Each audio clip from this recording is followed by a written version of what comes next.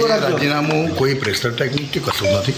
માત્ર એક જ વસ્તુ છે કે કેટલાય ટાઈમથી મને પોતાને એવું લાગ્યા કરતું હતું કે ભાઈ ખબર નહીં, જો પાર્ટી સર્વોચ્ચ છે અને પાર્ટીને અમારે ફોલો કરવી પડે, પાર્ટીના અમે કાર્યકર્તા છે.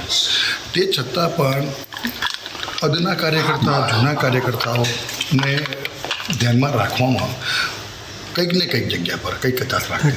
અને મને પોતાને એવું લાગ્યું કે હવે બહુ ઘણી વખતે હળવી રીતે રજૂઆત કરી છે, જણાવ્યું છે, બધે જણાવ્યું છે, પણ તે છતાં પણ પછી એવું લાગતું હતું કે ભાઈ હવે આનો હમણાં તો કંઈ બીજો કંઈ એ નથી. અને મને પોતાને એવું લાગ્યું કે ભાઈ જો સત્તા માટે જ રાજકારણમાં લોકો આવતા હોય, જેવો એક દરેકના મગજની અંદર એક ભ્રમ છે. દરેક વ્યક્તિ સત્તા માટે નથી આવતો. 2012ની ચૂંટણીમાં અપક્ષ તરીકે ચૂંટણી લડીને જીત્યો ત્યારથી 2022 સુધીને હું છેલ્લા 11 વર્ષને 3 મહિનાથી મારી સાવલી વિધાનસભા ક્ષેત્રનું પ્રતિનિધિત્વ કર્યું.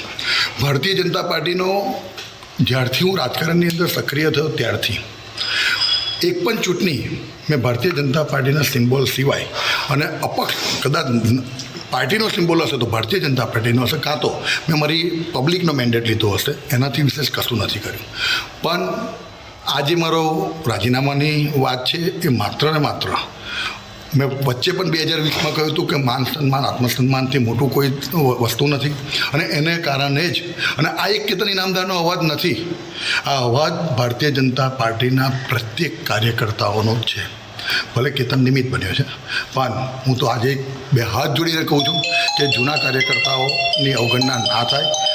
પાર્ટીને મોટી કરો, પાર્ટીનો વેગ વધારો, એનાથી સંમત છે. હંમેશા પરિવાર મોટો જ કરવો જોઈએ. અને આજે દેશના વડાપ્રધાન આદરણીય નરેન્દ્રભાઈ મોદી સાહેબ, જે આજે આખા સમગ્ર દેશની 140 કરોડની જનતા જે એમને પોતાને ઈચ્છે છે, અને હું આજે પોતે પણ આ બનાવ પછી પણ હું આજે ભારતીય જનતા પાર્ટીનો કાર્યકર્તા છું, અને લોકસભાની મારી વડોદરા સીટ માનીય રંજનબેન ભટ્ટને સૌથી સારામાં સારો લીડ મારી વિધાનસભા ક્ષેત્રમાં મળે એ રીતે હું તત્પર છું અને રાત દિવસ મહેનત કરીશ. પણ આ રાજીનામું એ મારા અંતરાત્માનો અવાજ છે. અંતરાત્માના અવાજમાં માત્ર એક જ છે કે જાહેર જીવનની અંદર જ્યારથી આવ્યા છે ત્યારથી હંમેશા લોકોને માન સન્માન આપ્યું છે. આખી જિંદગી જીવીશું ત્યાં સુધી માન સન્માન આપીને એમના પ્રાણ પ્રશ્નને વાચા આપીશું. પોતાના માન સન્માનના ભોગે કોઈ પણ વસ્તુ મને પોતાને યાદ બી રાખે.